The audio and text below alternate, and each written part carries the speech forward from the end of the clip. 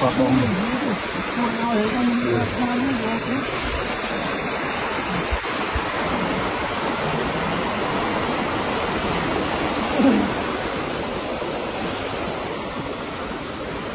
ui tôi nói bên Việt Nam mà nó không ui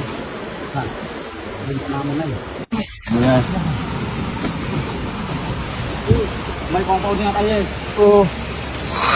chuột bông chứ à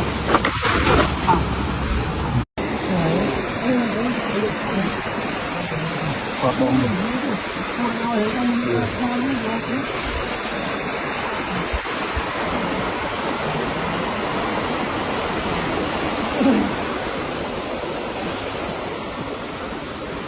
ui tôi nói bên Việt Nam mà nó không ui bên Việt Nam này này mấy con tôm nha đây ơi chuột bông chứ à